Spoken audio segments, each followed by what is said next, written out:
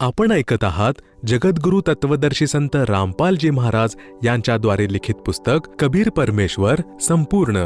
विषय राजा मोठा आहे की भक्तराज. एकदा सुलतान अधम आपल्या बलख शहराच्या बाहेर एका तलावावर जाऊन बसला. त्याचा मुलगा राजा होता.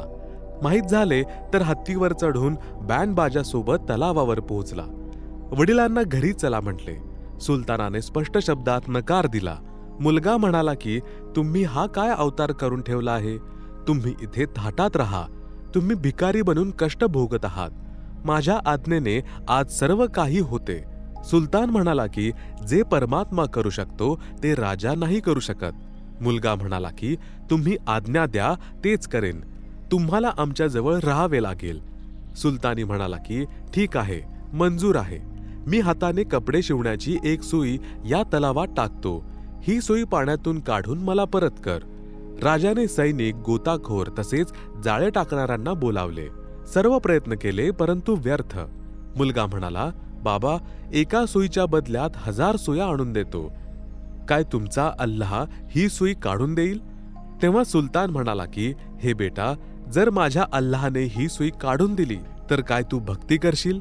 काय संन्यास घेशील? मुलगा म्हणाला की तुम्ही आधी ही सुई तुमच्या प्रभूला काढायला लावा, मग विचार करीन.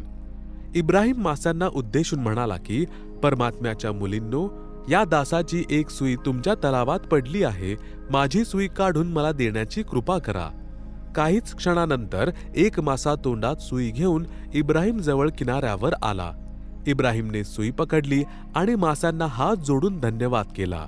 तेव्हा सुलतानी म्हणाला, बेटा, बघ, परमात्मा जे करू शकतो ते मनुष्य जरी राजा देखील असेल तरी नाही करू शकत.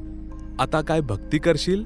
मुलगा म्हणाला की परमेश्वराने तुम्हाला सुईच तर दिली आहे. मी तर तुम्हाला हिरे मोती देऊ शकतो. भक्ती तर म्हातारपणात करेन. भक्त इब्राहिम उठून चालू लागला.